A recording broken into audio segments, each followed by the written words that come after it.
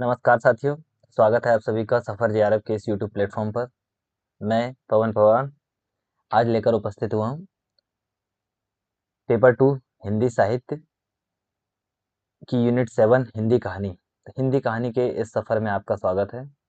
हम previous year question paper के विश्लेषण के आधार पर और पाठ्यक्रम में निर्धारित रचनाओं के आधार पर देखेंगे कि हम इस यूनिट को किस प्रकार कम से कम समय में अधिकतम क्वेश्चन को सॉल्व कर सकने के लिए तैयार कर सकते हैं। तो आगे बढ़ते हैं। तो ये है यूनिट 7। जैसे कि हम लोग अधिकतर लोग जानते होंगे कि इसमें कुल 10 यूनिट लगी है और इस 10 यूनिट में से ये जो 7वीं यूनिट है, 7वीं यूनिट हिंदी कहानी, मेरे अनुसार मेरा मानना है कि ये यूनिट सबसे छोटी यूनिट है और इस यूनिट को हम पूरा पढ़ सकते हैं। बेशक इसमें 17 रचनाकारों की 21 रचनाएं हैं, पर इन सभी रचनाओं को हम पढ़ सकते हैं और पढ़कर इस यूनिट से सभी क्वेश्चन हम 100% सॉल्व भी कर सकते हैं। आगे हम क्वेश्चन देखेंगे 2026 में कितने क्वेश्चन पूछे गए थे, उन सभी क्वेश्चनों को यहाँ पर सम्मिलित किया गया है और उस आधार पर हम आगे देखेंगे कि हमें 2026 की जो दिसंबर की परीक्षा है उसके लिए कैसे तैयार करना चाहिए। तो ये एक मोटे तौर ये सभी रचनाएं हिंदी कहानी की सम्मिलित है। इसे हम थोड़ा सरलीकृत करते हैं, देखेंगे ये वही रचनाएं हैं जो हमारे पाठ्यक्रम में सम्मिलित है। इसे अगर हम कहानी काल के आधार पर विभाजित करें तो प्रेमचंद युगीन रचनाओं में प्रेमचंद युगीन काल जो 1900 से 1915 के मध्य माना जाता है, जिसमें एक टोकरी भर मिट्टी, जिसे हिंदी साहित्य की प्रथम कहानी भी माना जाता है, एक टोकरी भर मिट्टी माधवराव सप्रे जी के द्वारा लिखित है। वहीं बंग महिला की 2 कहानी सम्मिलित है, चंद्रदेव से मेरी बातें जो कि 1904 में प्रकाशित है और दुलाई वाली 1907 से प्रकाशित है। ध्यान देने वाली बात यहाँ पर यह है कि एक टोकरी भर मिट्टी से ही 2026 की जो जून की परीक्षा है उस संस्करण में एक क्वेश्चन पूछा गया था। वैसे और आगे देखेंगे कि सभी क्वेश्चन हम इस लेक्चर में देखेंगे। दुनिया का सबसे अनमोल रत्न प्रेमचंद जी की ये पहली कहानी मानी जाती है जो हमारे पाठ्यक्रम में सम्मिलित है।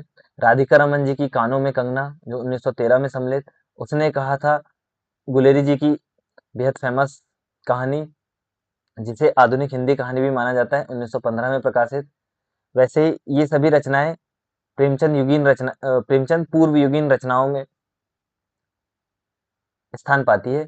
और जो प्रेमचंद युगीन कहानियां हैं उसमें कौन कौन सी कहानी शामिल है, एक तो आकाशदीप प्रसाद जी की रचना और ईदगाह 1933 में प्रेमचंद जी की रचना।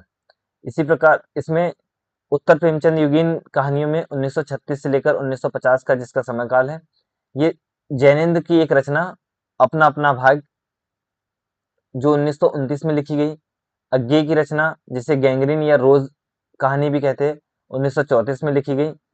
इसी प्रकार राही कहानी जो 1947 में लिखी गई सुभद्रा कुमारी चौहान जी की। कृष्णा सोबती की रचना सिक्का बदल गया है 1947 की रचना। ये कुछ कहानियां हैं जो उत्तर प्रेमचंद युगीन है। उसके बाद कहानी काल को विभाजित नई कहानी एवं समकालीन कहानियों में विभाजित किया गया है। 1950 से अब तक के काल को नई कहानी दौर या समकालीन कहानी का दौर माना जाता है, जिसमें भीष्म साहनी जी की चीफ की दावत 1956 में प्रकाशित और अमृतसर आ गया 1973 में प्रकाशित। ये 2 कहानियां भीष्म साहनी जी की है।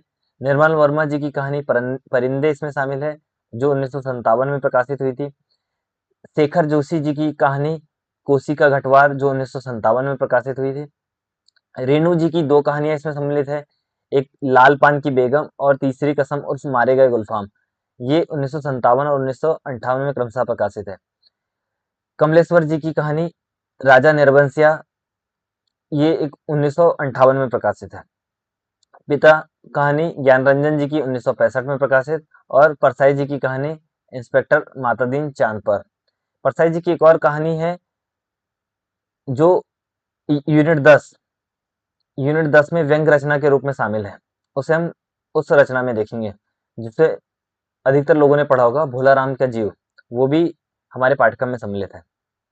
ये एक सामान्य सा वर्गीकरण था जो मोटे तौर पर हमें याद रहना चाहिए कि कहानी कालों के आधार पर हमें किस प्रकार कहानियों को वर्गीकृत किया गया है। जो हम आगे देखेंगे उसमें है पीवाईक्यू का विश्लेषण, जो पिछले पूछे गए पेपर्स में इस यूनिट 7 से कौन-कौन से कितने क्वेश्चन पूछे गए हैं और इसका विशेष प्रचलन क्या रहा है, वर्ष जो 6 माही परीक्षा होती है उसमें कैसे क्वेश्चन पूछने का ट्रेंड रहा है। तो ये यूनिट 7 हम देखेंगे, जिसमें पिछली बार जून 2026 के संस्करण में यहाँ से 6 क्वेश्चन देखने को मिले थे, पर इससे पूर्व यहाँ से 10 क्वेश्चन, इससे पूर्व 9, 8, 5, 9, 12, 7। अगर हम एवरेज बात करें तो 8% क्वेश्चन लगभग इस यूनिट से हमको देखने को मिलते हैं। अभी हमें इस बार 6 क्वेश्चन देखने को मिले थे।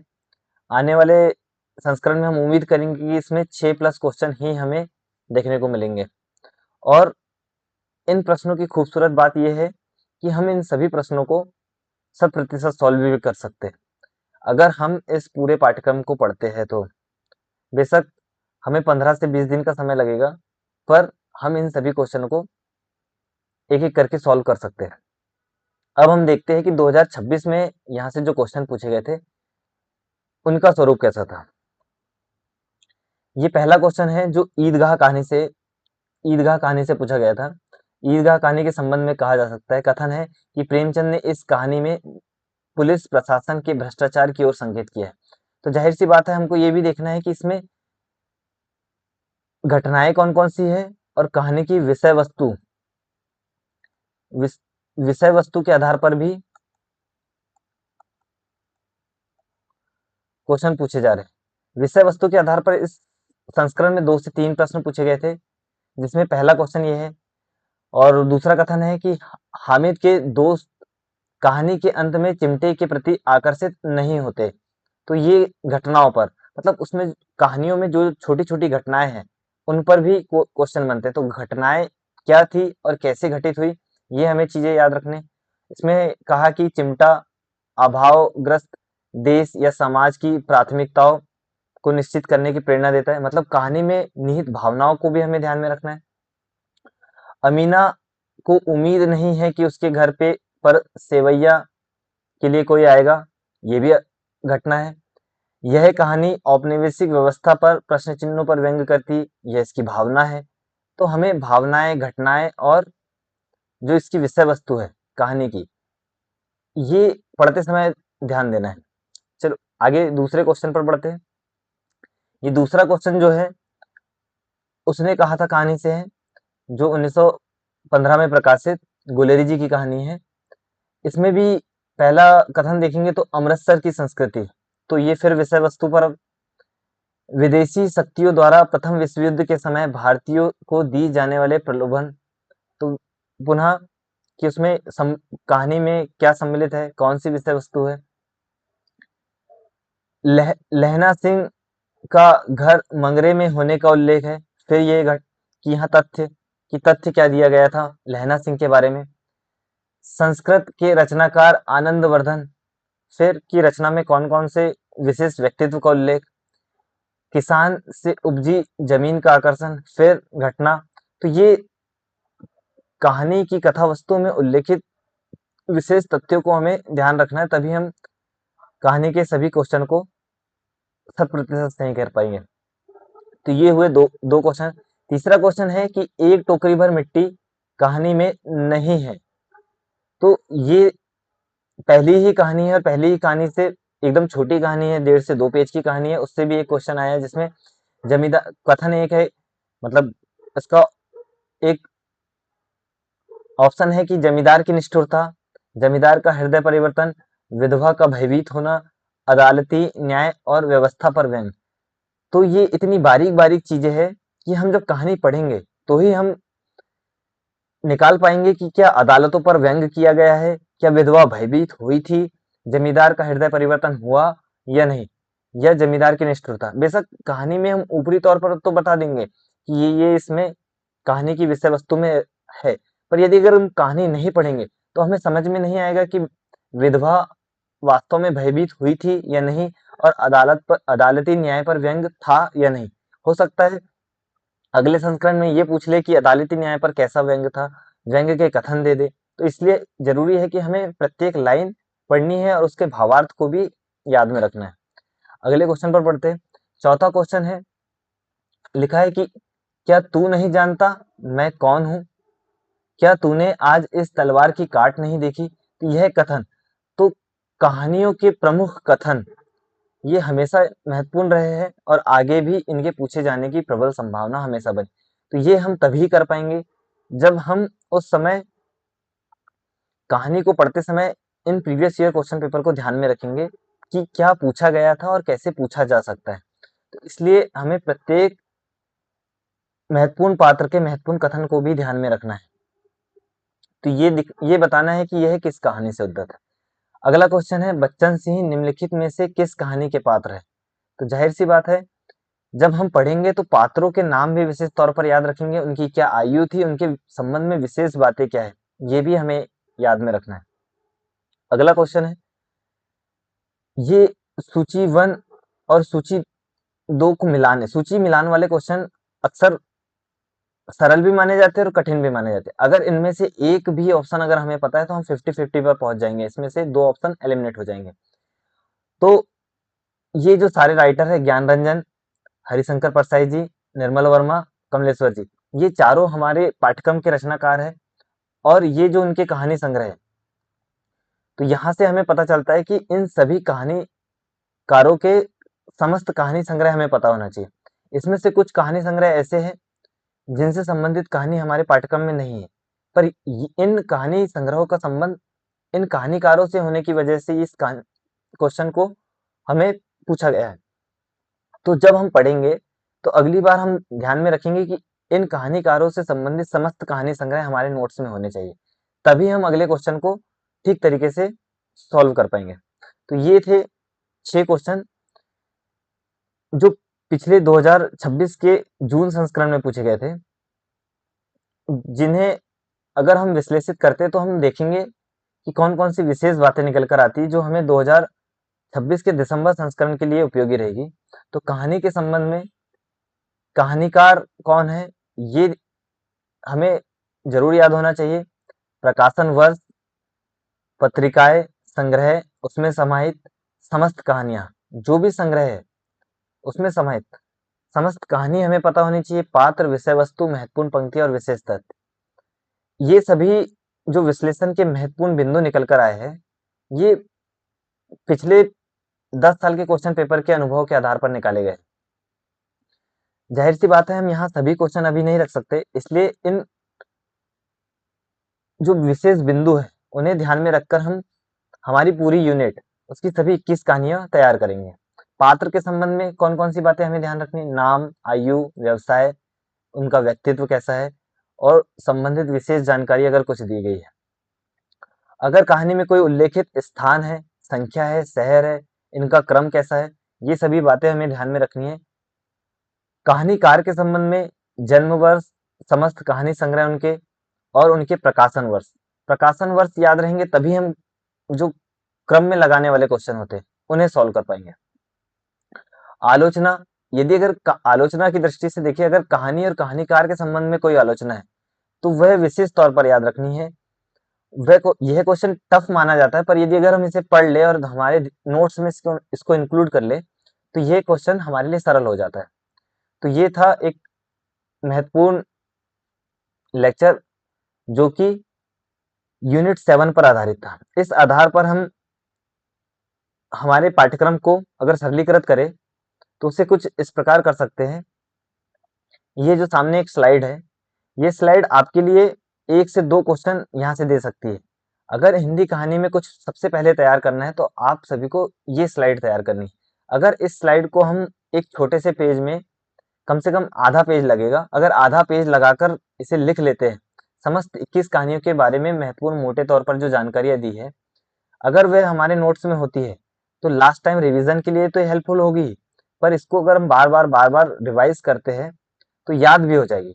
और जो क्वेश्चन सॉल्व करने में सबसे देखते ही अगर क्वेश्चन बनता है तो बहुत कम समय में अगर क्वेश्चन करेंगे तो समय बचता है, उससे अगले क्वेश्चन पर हम ध्यान दे सकते हैं। तो यहाँ पर 21 कहानियां हैं जिसका हम मोटे तौर पर विवरण देखेंगे। एक टोकरी भर मिट्टी, ये माधवराव सप्रे जी के द्वारा लिखी है। इसका प्रकाशन वर्ष कहीं कहीं 1901 मिलता है, कहीं कहीं 1900। और ये कहाँ प्रकाशित हुई थी, तो किस पत्रिका में? छत्तीसगढ़ मित्र में। शुरुआती कहानी होने के कारण कहानी संग्रह नहीं मिलता। इसी प्रकार राजेंद्र बाला घोष की कहानियां, दो कहानी शामिल है। एक चंद्रदेव से मेरी बातें 1904 में प्रकाशित, ये दोनों कहानियां सरस्वती पत्रिका में प्रकाशित हुई है। दूसरी है दुलाई वाली कहानी जो 1907 में प्रकाशित हुई थी। तीसरी कहानी है प्रेमचंद जी की कहानी। सम्राट प्रेमचंद जी की प्रथम कहानी दुनिया का सबसे अनमोल रत्न 1907-1908। अभी देखा जो कथन वाला क्वेश्चन था वो इसी कहानी से पूछा गया था। और पहला जो क्वेश्चन जो विषय वस्तु पर आधारित था, ये एक टोकरी भर मिट्टी का भी था।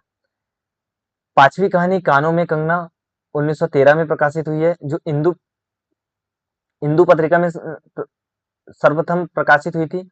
बाद में ये कुसुमांजलि कहानी संग्रह में भी प्रकाशित हुई। 6 कहानियां इसमें सम्मिलित है। जो सोजे वतन है, ये प्रेमचंद जी का लिखा कहानी संग्रह है जिसमें कुल 5 कहानियां हैं। इस प्रकार हमें कहानी संग्रह भी याद रखना है, उसका प्रकाशन वर्ष भी याद रखना है, और कौन कौन सी कहानियां उसमें सम्मिलित है वो भी याद रखना है। उस जो कहानी संग्रह हमारे पाठ्यक्रम में लगा है, जिसकी कहानी हमारे पाठ्यक्रम में लगी है, उसकी समस्त कहानियां हमें पता होनी चाहिए। ये भी हमें पूछा जाता है। 6 नंबर चंद्रधर्म शर्मा गुलेरी जी की कहानी कौन सी है? उसने कहा था, ये कब प्रकाशित हुई?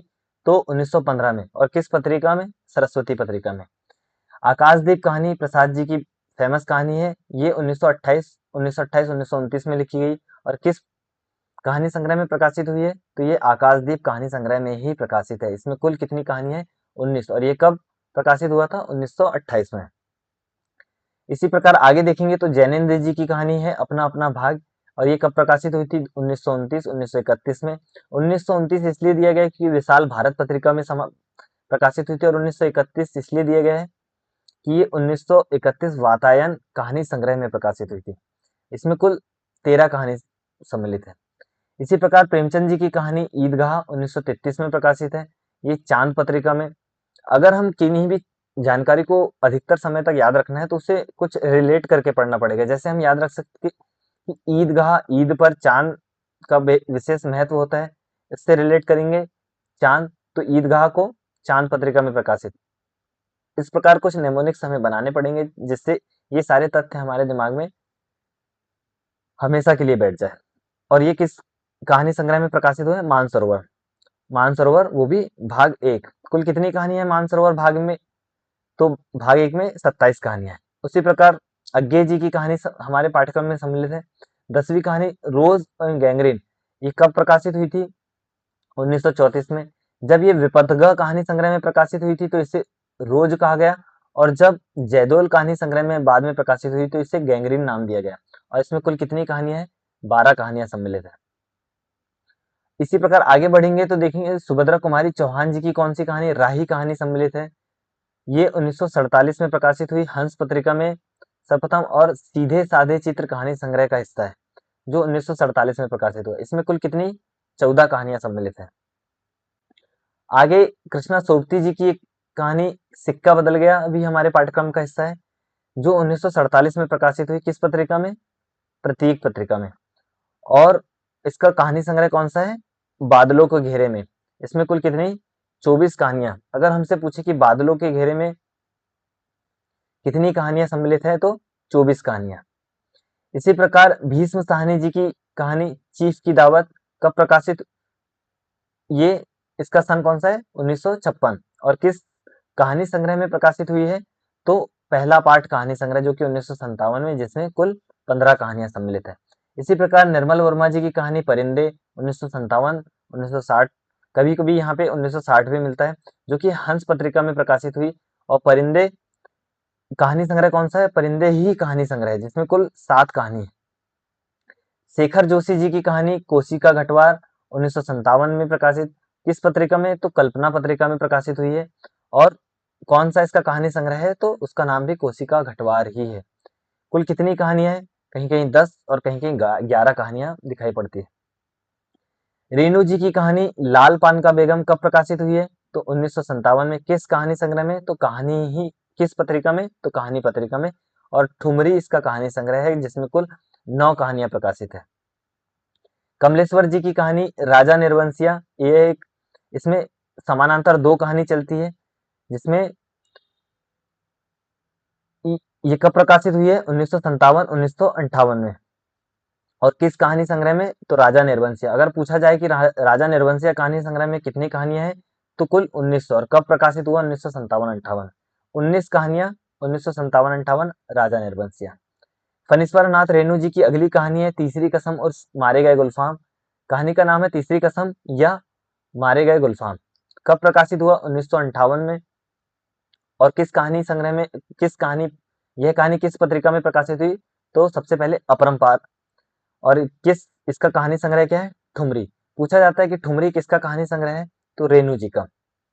और इसमें कुल कितनी कहानियां हैं? तो 9। इसी प्रकार ज्ञान रंजन जी की कहानी है पिता, जो 1965 में प्रकाशित हुई। और किस कहानी संग्रह में? तो फैंस के इधर उधर, बेहद बेहद महत्वपूर्ण कहानी संग्रह है। इसमें कुल 12 कहानियां सम्मिलित है। परसाई जी की कहानी इंस्पेक्टर मातादीन चांद पर कब प्रकाशित हुई है? तो 1917 में। और इसका कहानी पत्रिका और कहानी संग्रह के संबंध में विशेष जानकारी हमें नहीं मिल पाती। और अंतिम कहानी है भीष्म साहनी जी की अमृतसर आ गया। अमृतसर आ गया कहानी जो हमारे पाठ्यक्रम की अंतिम कहानी है, कब प्रकाशित हुई है? 1973 में। हंस पत्रिका का हिस्सा रही। और पटरिया कहानी संग्रह, जिसमें कुल 14 कहानी सम्मिलित। तो पहली कहानी कौन सी है? माधवराव सप्रे जी की एक टोकरी भर मिट्टी। और अंतिम कहानी कौन सी है? अमृतसर आ गया भीष्म साहनी जी की।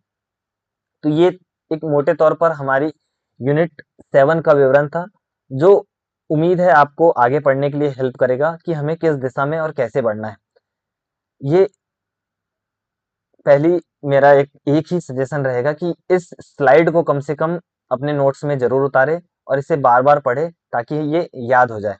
ऐसे ही अगले वीडियो में हम अगली चीज़ों पर बात करेंगे और इस सीरीज को कंटिन्यू करते हुए एक-एक कहानी का पिछले पूछे गए क्वेश्चन के आधार पर हम सटीक तरीके से पढ़ने की कोशिश करेंगे।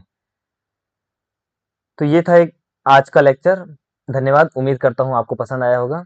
पसंद आया है तो लाइक कीजिएगा, सब्सक्राइब कीजिएगा। अगर किसी को इसके संबंध में पीडीएफ चाहिए तो वह इस टेलीग्राम पर जुड़ सकता है। और लेक्चर कैसा लगा जरूर मुझे कमेंट करके बताएं। उम्मीद है आपको पसंद आया होगा। धन्यवाद। मिलते हैं अगले लेक्चर में।